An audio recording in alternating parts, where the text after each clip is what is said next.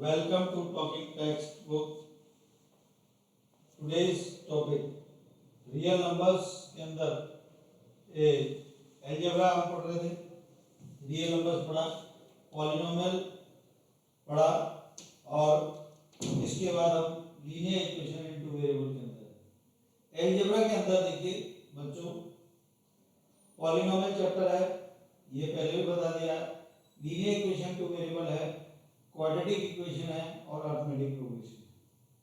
ये चैप्टर बहुत इजी भी है और लॉस ऑफ मार्क्स ज़्यादा भी है सारे चैप्टर्स के अंदर।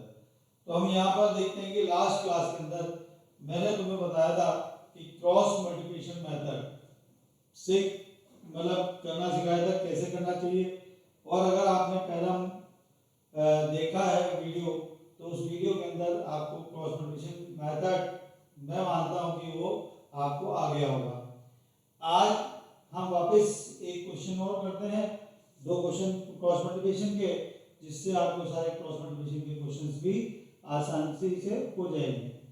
अब देखिए हम यहाँ पर बात करते हैं और आपको देखना है कि वे क्लास के अंदर क्रॉस मल्टीप्लिकेशन कैसे करते हैं। देखिए क्वेश्चन होगा,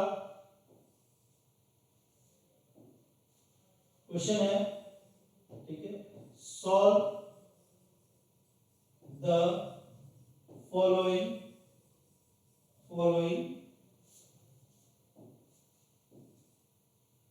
solve the following solve the following system of equations। ठीक है, solve the following system of equations। हम देखते हैं कि 2x upon a plus y upon b equal to 2 and x upon a minus y upon b equal to 4। तो हमारे पास देखिए बेटा ये ऐसे क्वेश्चन आया एग्जाम के अंदर। देखिए क्रॉस मल्टीप्लिकेशन क्वेश्चन हमारे को ऐसा लगता है कि देखते ही डर लगता है, बट कोशिश करिए जो मैंने कराया है उस तरीके से करने की कोशिश करिए। मुझे उम्मीद है कि मैक्सिमम बच्चे मेरे पढ़ाए हुए इस मेथड से करते हैं तो वो क्वेश्चन आसानी से कर लेते हैं। तो देखिए सबसे पहला मेरा काम ये होता है, देखिए कभी भी ध्यान रखिए एग्जाम के अंदर आपको लेफ्ट मार्जिन के अंदर क्वेश्चन नंबर और सॉल्यूशन ही लिखना है। बोर्ड के अंदर लेफ्ट मार्जिन पे मार्क्स लिखे जाएंगे और राइट मार्जिन होती है रफ के लिए, और इसलिए लेफ्ट हमेशा ध्यान रखें कि ये बिल्कुल साफ सुथरा होना चाहिए। जैसे मैंने क्वेश्चन नंबर 1 दिया तो ये क्वेश्चन नंबर 1 सॉल्यूशन ये लिख दिया। तो मैंने लिखा यहाँ पर 2x upon a plus y upon b equal to 2 और x upon a minus y upon b equal to 4। अब यहाँ पर देखिए हम क्रॉस मल्टीप्लिकेशन में करते क्या है, ये पहले मालूम होना चाहिए कि इक्वेशन जो भी होती है वो स्टैंडर्ड फॉर्म में होनी चाहिए। दूसरा a1 b1 c1 निकालते हैं और a2 b2 c2 निकालते हैं और a को वैल्यूज को हम अरेंज करते हैं। तो हम यहाँ देखते क्या है कि a और b हमारे पास एलसीएम आ गया। मेरा मेथड है, मैं कोशिश करता हूँ कि भाई फ्रैक्शंस को हटा दिया जाए, ज़्यादा अच्छा रहता है। तो हमने यहाँ देखा 2bx प्लस ये आ गया ay इक्वल टू 2। तो 2bx plus ay equal to 2ab, ये मेरी फर्स्ट इक्वेशन बन गई है ना। फिर इसके बाद मैं दूसरी इक्वेशन बनानी है, तो फिर मैं वापस एलसीएम लूंगा a और b का एलसीएम a b आएगा। ab को मैं a से डिवाइड करूंगा तो b आएगा, तो ये होगा bx माइनस फिर ab को मैंने b से डिवाइड किया तो a और ये y इक्वल टू 4। तो मेरे पास bx minus ay equal to 4ab आ गया, ये सेकेंड इक्वेशन। इसके बाद देखिए यहाँ पर a1 क्या है b1 क्या है, तो मैंने लिखा here A1 equal to 2B और B1 इक्वल टू A और C1 क्या है 2AB है ना। फिर आता है A2 क्या है बेटा, दैट इज B, B2 क्या है -A, C2 क्या है 4AB। तो यहाँ पर देखते हैं कि हम ये सब निकालने के बाद फिर हमारे मेथड मैंने कहा था तुमको अरेंज करना है वैल्यूज को, तो वो अरेंज करने का मेथड मैंने साइड में लिख लिया B1 C1 A1 और B1, फिर B2 C2 A2 और B2। तो हम यहाँ देखते हैं कि ये इस तरह से एरो लगाने से क्या हुआ कि मेरे को काम थोड़ा सा समझना और तुम्हारे को समझाना बहुत इजी हो जाता है कि x के नीचे पहले एरो वाला मल्टीप्लिकेशन आएगा, फिर माइनस बिना एरो वाला मल्टीप्लिकेशन आएगा, ऐसे y के लिए। तो मैंने देखे यहाँ पर वैल्यू जमाई है x y -1। मुझे तो एग्जाम के अंदर एक ही क्वेश्चन करना है और ये भी ध्यान रखना है कि एक क्वेश्चन को करने का तरीका आपने याद कर लिया तो आपको कभी भी कोई क्वेश्चन रॉन्ग होगा ही नहीं, गारंटेड है। B1 क्या है A, देखिए C1 क्या है 2AB, B1 C1, A1 कितना है 2B, फिर A, फिर B2 कितना है -A है और फिर C2 कितना है 4AB है और A2 कितना है B है, फिर इसके बाद -A है। तो हम यहाँ देखते क्या है, ये देखिए इस तरह से हमारे पास ये सॉल्व किया तो x अपॉन, अब हमने यहाँ देखा a इंटू 4ab इस तरह से लिखा है। देखिए कभी भी गलत नहीं होगा अगर आपने इस तरह से लिखा है 2ab इंटू -a। देखिए हमें लग रहा है बहुत क्या छोटी छोटी चीजें सर लिख रहे हैं, बट छोटी छोटी गलतियों से ही हमारे 100 आने मतलब 80 आउट ऑफ 80 आने में दिक्कत कर देते हैं। ये 79 भी आ गए तो भी प्रॉब्लम आ जाएगी। तो कुछ चीजें क्या होता है गलती जल्दी में होती है, पहला। दूसरा आता है y, अभी ये देखिए इसके बाद आता है 2ab इंटू b, ठीक है, माइनस, ठीक है, और इसके बाद आता है 4ab इंटू 2b, ये आ गया, फिर -1 अपॉन ये आ गया 2b इंटू -a, ये हमारे पास आ गया माइनस और b इंटू a। देखिए हमने पूरी चीजें क्लियर, एक एक चीज समझ में आ रही होगी क्या करना है। अब आधे बच्चों को ये मल्टीप्लाई करने में दिक्कत आती है कि x upon a into 4ab क्या होगा, ये चीज ध्यान रखें। तो हम नेक्स्ट पेज पर जब जाएंगे तो यहाँ देखेंगे x अपॉन, ठीक है, तो ये आ गया, ब्रैकेट लगाया 4a² b minus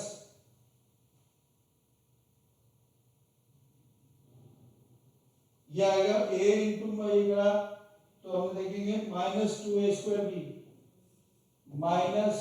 -2a² b, ये आ गया, फिर y अपॉन ये आएगा ब्रैकेट में 2ab², 2ab²,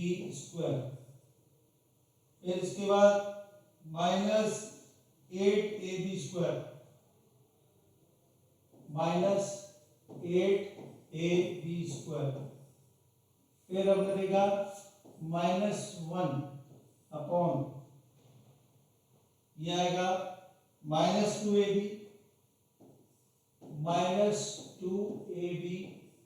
-2ab minus ab। जब हमारे पास ये चीज आ गई तो देखिए x है ना 4a² b plus 2a² b आया, ओपन द ब्रैकेट, यहाँ ब्रैकेट ओपन किया, इसके बाद y upon 2ab² minus 8ab², equal to -1 -2ab -ab, ये हो गया हमारे पास। तो हम देखते क्या है कि x इन दोनों को प्लस किया तो 6a² आ गया, ये y अपॉन -6ab² आ गया, और माइनस इधर देखा 2ab और -ab क्या होता है -3ab हो गया, तो माइनस से माइनस काट दिया है, तो x upon 6a² equal to y upon -6ab² equal to 1/3ab। x upon 6a² equal to 1/3ab, फिर इसके बाद y upon -6ab² equal to 1/3ab। तो हम यहाँ देखेंगे x equal to 6a² upon 3ab, तो 3 से इसको काटा 2, a से इसको काटा, इसको इससे काटा, x इक्वल टू क्या होगा 2a, x के लिए 2a आ गई। इधर देखिए y, तो -6ab² अपॉन 3ab।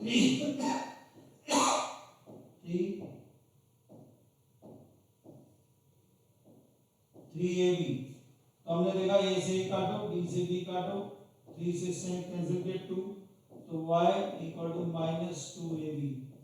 तो हमारे पास देखिए इसमें x इक्वल टू 2a हो गया और y इक्वल टू -2b हो गया। देखिए मैंने जो मेथड बताया है क्रॉस मल्टीप्लिकेशन मेथड, इस क्वेश्चन को अगर आप पहले वाला क्वेश्चन और इस क्वेश्चन को अगर आप देखते हैं और इस क्वेश्चन को बार बार करते हैं, पहले मेथड सीखिए, इसके बाद क्वेश्चंस में अप्लाई करना सीखेंगे, तो 100% आपका ये क्वेश्चन राइट हो जाएगा। ये चीज हमेशा ध्यान रखें कि क्वेश्चन करते समय क्या बात बोलिए और उसी बात को हमें ध्यान रखना है। नेक्स्ट एक और क्वेश्चन हम कर रहे हैं, अगर इसमें क्रॉस मल्टीप्लिकेशन मेथड का, तो हमारे को और भी फायदा हो जाएगा। तो एक क्वेश्चन और कर लेते हैं जिससे कि आपको क्रॉस मल्टीप्लिकेशन मेथड में कहीं दिक्कत नहीं आएगी। जैसे कि लिखा है, देखिए क्वेश्चन है 2, solve b upon a x plus a upon b y equal to a square plus b², और इसके बाद x plus y equal to 2ab, x plus y equal to 2ab। तो अगेन हमारे पास इस क्वेश्चन को करने का तरीका है, हमने वही सेम प्रोसीजर अपनाया। क्वेश्चन नंबर 2 लिखा, सॉल्यूशन। तो हमारे पास देखिए b upon a x plus a upon b y equal to a square plus b square है, और यहाँ पर देखा x plus y equal to 2ab। तो ये हमारा स्टैंडर्ड फॉर्म है, इसलिए हम इसको इक्वेशन नंबर 2 डाल सकते हैं, यहाँ पर कोई दिक्कत नहीं आएगी।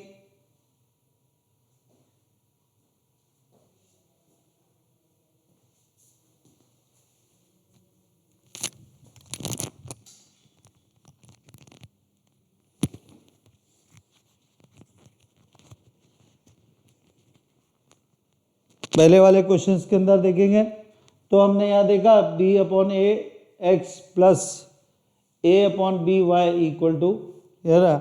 तो ये देखिए a b एलसीएम लिया मैंने, तो a b को a से डिवाइड किया तो b बचा, तो b square x plus a b को b से डिवाइड किया तो a बचा a square y equal to a square plus b square.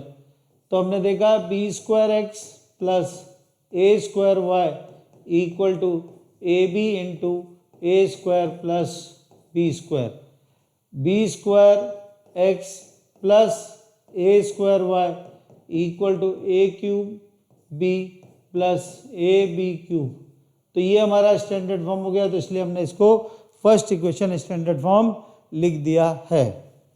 अब यहाँ पर देखते हैं कि हियर, देखिए एग्जाम के अंदर ये गलती, हियर a1 क्या है, तो एक्स स्क्वायर का कोफिशिएंट, ये बी स्क्वायर लिखा, फिर b1 कितना है ए स्क्वायर, c1 क्या है A cube B plus A B cube.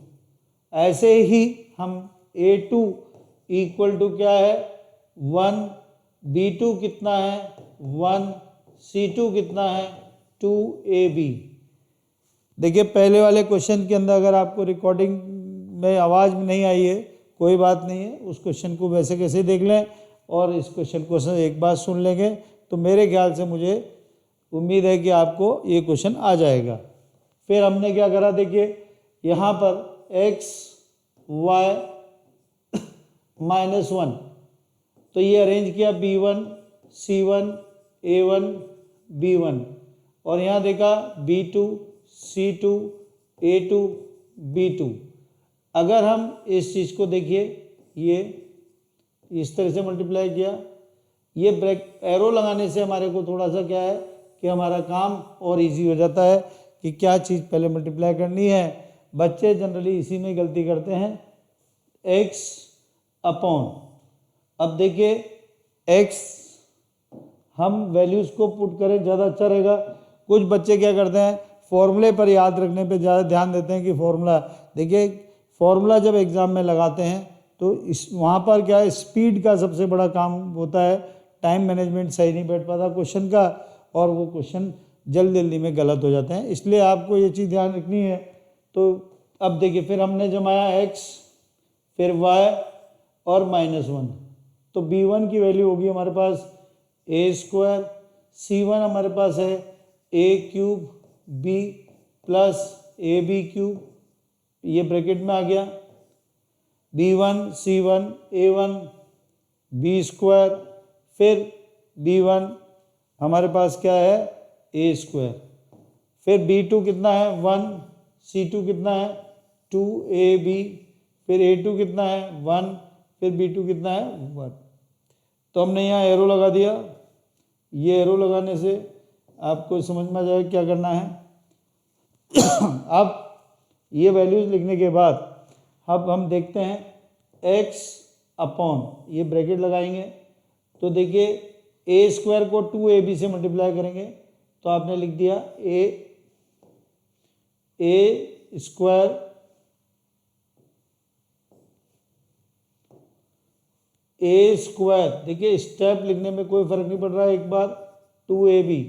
बहुत सारे बच्चे क्या करते हैं ये steps -1 into A cube B plus A B cube, ये ब्रैकेट लगा दिया।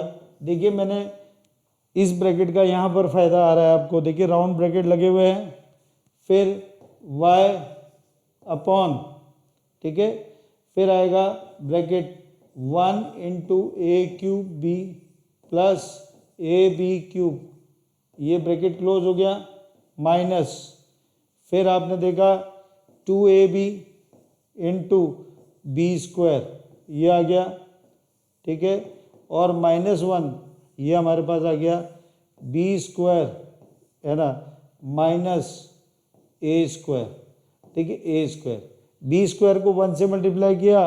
अगर हमने ये स्टेप लिख दी यहाँ पर कि भाई बी स्क्वायर इंटू 1 तो कोई दिक्कत नहीं है। देखिए बी स्क्वायर इंटू 1 फिर माइनस ए स्क्वायर इंटू 1। देखिए अननोन क्वेश्चन एग्जाम के अंदर आता है तो हमें इन चीज़ों का बहुत फ़ायदा मिलता है कि भाई इस क्वेश्चन के अंदर कैसे किया जाए। फिर हम देखते हैं, आप देखिए मल्टीप्लाई करेंगे, वापस लिखना है आगे x अपॉन, तो हम देखते हैं ए स्क्वायर को 2ab से मल्टीप्लाई करेंगे तो क्या आएगा 2a क्यूब b, ब्रैकेट में लिखेंगे 2a cube b, bracket minus 1 से मल्टीप्लाई करेंगे a cube b,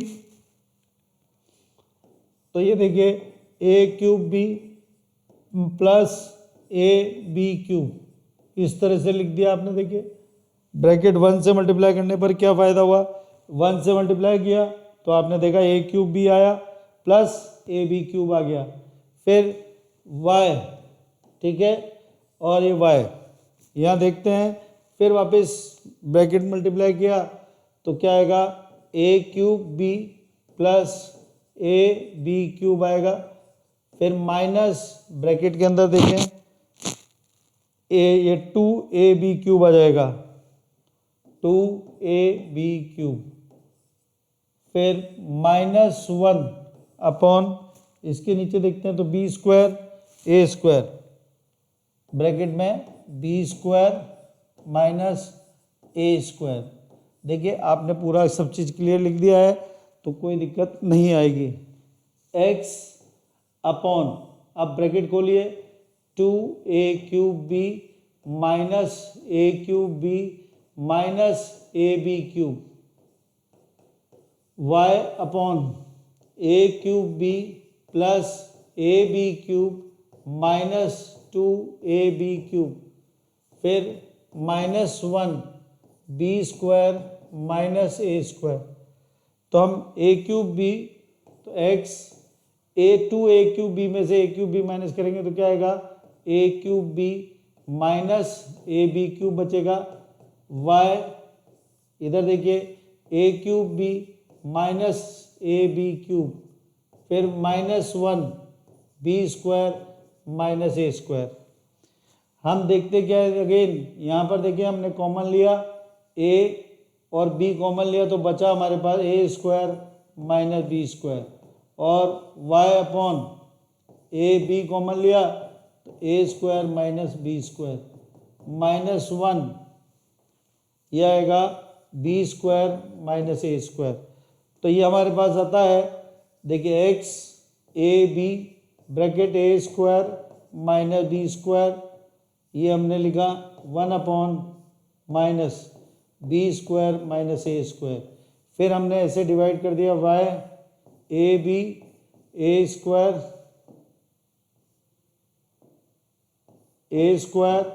minus B square, -1 upon B square minus A square.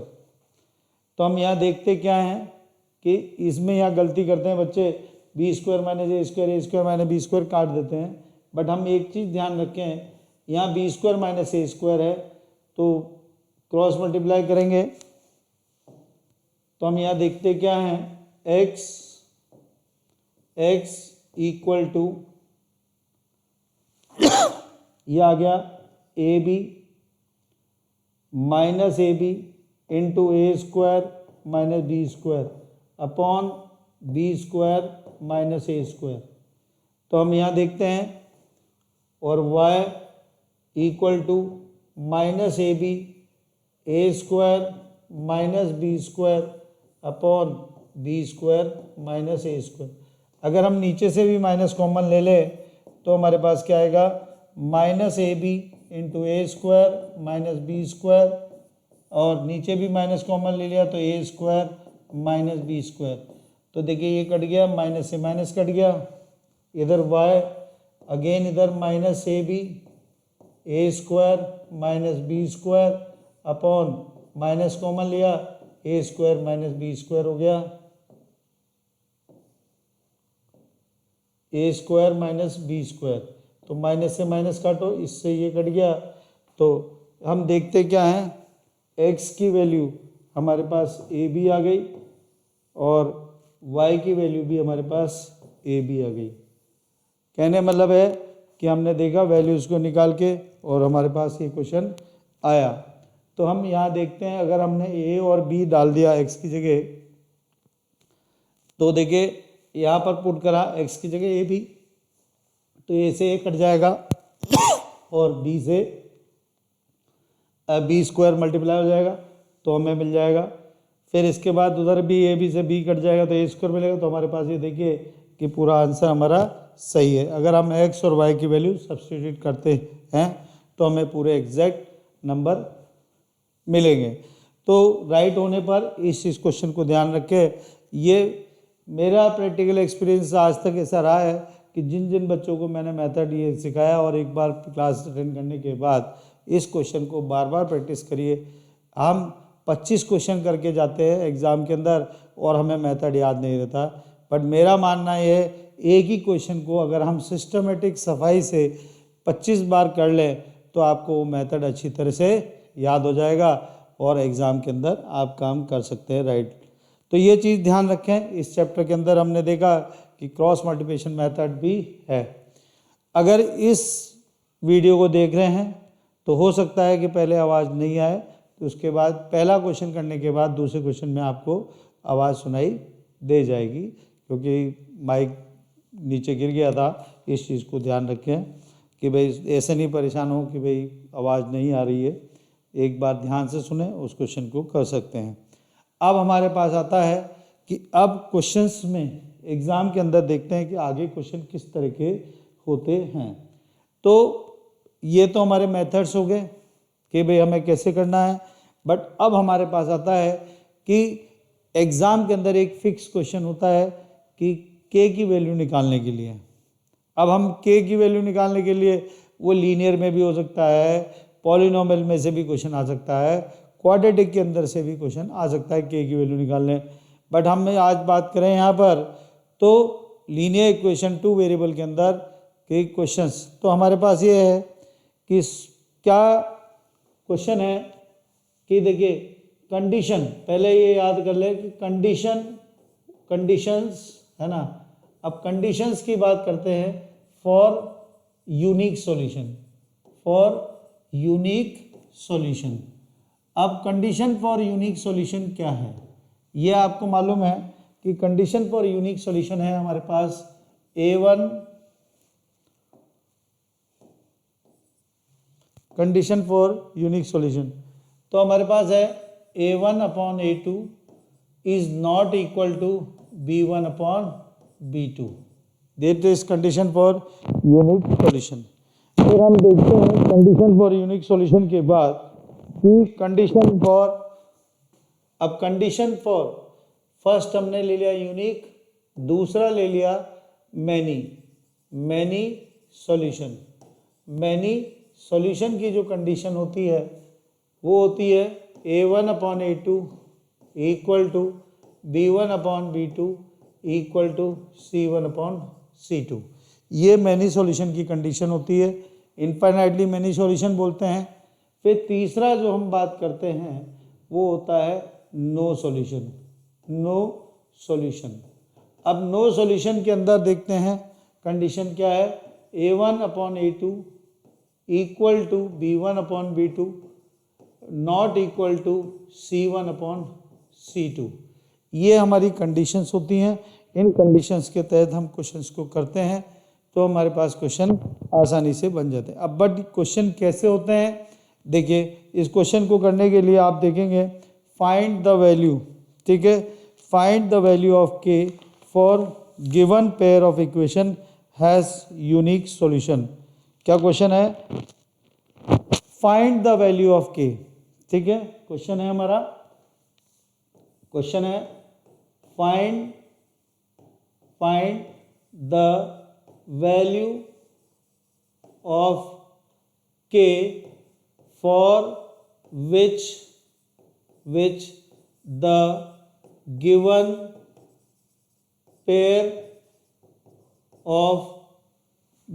pair of linear equations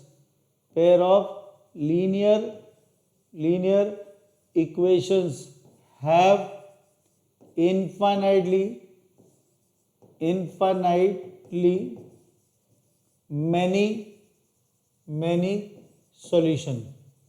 infinitely many solution।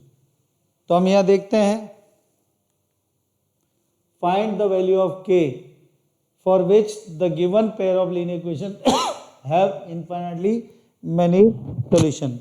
तो हमारे पास देखिए इसमें जब आता है तो ये लिखा kx plus 3y minus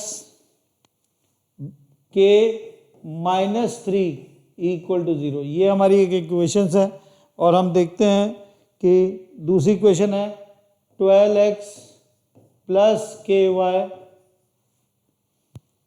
minus k equal to 0। देखिए ये इक्वेशंस हैं। इक्वेशन कुछ भी हो सकती है एग्जाम के अंदर, हमेशा ध्यान रखिए क्वेश्चन का तरीका। अब ये मान लीजिए क्वेश्चन आ गया एग्जाम के अंदर, तो कुछ बच्चे क्या है बहुत जल्दी करने के मूड में रहते हैं। जैसे क्वेश्चन नंबर आया 1, मतलब नेक्स्ट क्वेश्चन है, इसको देखा और हमने क्वेश्चन नंबर 1, तो हम यहाँ देखते हैं कि इसका सॉल्यूशन कैसे होगा। सबसे पहला काम हमारा ये होता है कि kx plus 3y minus k minus 3 equal to 0, ये इक्वेशन लिख लें। तो एक इक्वेशन यहाँ लिख देते हैं और दूसरी इक्वेशन हम राइट हैंड साइड की तरफ चले जाते हैं, 12x plus ky right margin की तरफ जाएंगे, जिससे क्या होता है, देखिए ज़्यादा पेज बढ़ने से कभी नंबर नहीं आते हैं। ये चीज़ हमेशा ध्यान रखें कि बहुत सारे बच्चे मोटा मोटा लिखते हैं और सोचते हैं कि हमारे नंबर आ जाएं, बट ऐसा नहीं होता। कुछ बच्चे सप्लीमेंट्री ज़्यादा लेते हैं और उसके नहीं। आप जब भी कॉपी में करें प्रिसाइज फॉर्म के अंदर लिखें। जब आप प्रिसाइज फॉर्म के अंदर लिखते हैं तो क्वेश्चन की कंटिन्यूटी ब्रेक नहीं होती है, ये चीज़ ध्यान रखें।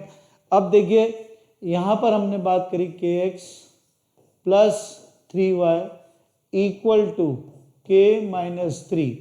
ये हमने क्या करा, मेरा जो स्टैंडर्ड फॉर्म मैंने तुम्हें बोला था कि मैं क्या लेता हूँ, स्टैंडर्ड फॉर्म x और y को मैं एक तरफ रखता हूँ और जो कांस्टेंट टर्म होती है मैं उधर राइट हैंड साइड की तरफ ले जाता हूँ, और ये चीज़ का ध्यान रखना है। तो हमने यहाँ देखा कि ये हमारा फर्स्ट इक्वेशन है kx plus 3y equal to k minus 3, और दूसरी इक्वेशन हमारे पास है 12x plus ky equal to k। देखिए माइनस k को इधर लेके आ गए तो ये हमारी सेकेंड इक्वेशन हो गई। जब ये दोनों इक्वेशंस राइट हैं स्टैंडर्ड फॉर्म की, तो हम यहाँ देखेंगे, अब हम लिखेंगे हेयर a1 इक्वल टू क्या है k, और b1 कितना है 3, और c1 कितना है k minus 3। a1 b1 c1 में लिख देता हूँ। फिर इसके बाद मैं a2 लिखता हूँ। a2 के अंदर मैंने लिखा 12, फिर b2 के अंदर लिखा है k, और c2 के अंदर लिखा है k। दैट इज हमने a1 b1 c1 अगर सही निकाला है तो क्वेश्चन चांस राइट होने के चांस ज़्यादा बनते हैं। फिर हमने लिखा कंडीशन। देखिए कंडीशन k की वैल्यू किसके लिए निकालनी है, तो वो हमेशा आदत में डालिए कंडीशन फॉर मैनी सॉल्यूशन। ये अगर आप कंडीशन लिख देते हैं, मैनी सॉल्यूशन क्या है, डिपेंडेंट में भी यूज़ करते हैं, कोइंसिडेंट लाइंस के अंदर भी यूज़ कर देते हैं। तो बहुत बार ऐसे भी आता है कि कंसिस्टेंट फॉर मैनी के अंदर भी इस चीज़ को यूज़ किया जाता है। तो कंडीशन फॉर मैनी सॉल्यूशन क्या होता है कि a1 upon a2 equal to b1 upon b2 equal to c1 upon c2। देखिए वैल्यूज लिखना बहुत, कंडीशन लिखना बहुत ज़रूरी है, क्योंकि कंडीशन के भी नंबर मिल जाते हैं। अगर डायरेक्ट एक नंबर में क्वेश्चन है तब तो आप डायरेक्ट लिखें, बट अगर 2 नंबर का क्वेश्चन है तो कोशिश करिए कि टीचर को जो बोर्ड में चेक कर रहा है उसको नंबर देने के लिए स्पेस दें। तो वो हमेशा बच्चों के भलाई के लिए ही नंबर देते हैं, ये चीज़ हमेशा ध्यान रखें। अगर साफ़ सुथरा काम है तो ये भी बहुत बड़ा फैक्टर काम करता है। फिर हमने लिखा k upon 12 equal to 3 upon k equal to k minus 3 upon k। ये हमने वैल्यूज पुट कर दी हैं।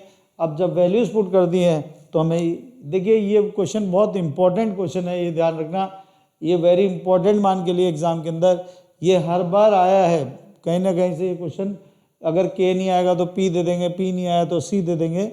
इस क्वेश्चन को विशेष ध्यान रखने वाली बात है। तो फिर हमने देखा कि हमारे पास जो कंडीशन आई कि भाई k upon 12 equal to 3 upon k। एक कंडीशन हमने ये ले ली है बीच में से, और दूसरी कंडीशन हम लेंगे 3 upon k equal to k minus 3 upon k। तो ये equal to k minus 3 upon k। अब देखिए यहाँ पर हमने ये k और ये k कैंसिल कर दिया, तो 3 इक्वल टू k माइनस 3। इस माइनस 3 को इधर लाया तो क्या होगा 3 प्लस 3 इक्वल टू k। तो k की वैल्यू 6, k की वैल्यू 6 है। और यहाँ देखते हैं कि k स्क्वायर इक्वल टू 36 हो गया, तो k की वैल्यू क्या आएगी प्लस माइनस अंडर रूट 36। तो k की वैल्यू हो गई हमारे पास प्लस माइनस 6। बट ये k की वैल्यू दोनों हैं, बट कॉमन वैल्यूज जो देखते हैं, common value of k is 6, that is therefore for k equal to 6 given pair of linear equation has, for k equal to 6 given pair of linear equation has many solution, has many solution। ये इस तरह से ये question होगा बेटा, ये चीज़ का ध्यान रखें कि कभी भी दिक्कत आएगी नहीं अगर आपने इस क्वेश्चन को तरीके से लिखा है, many solution.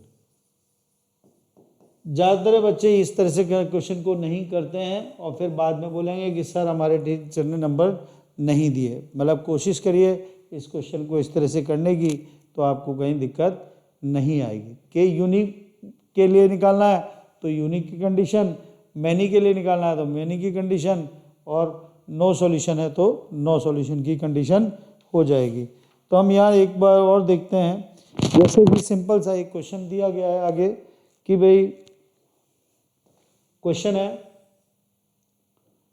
For what value of k, for what value of k given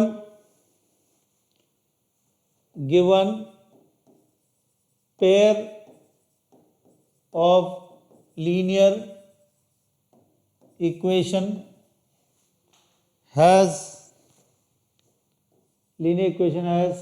no solution।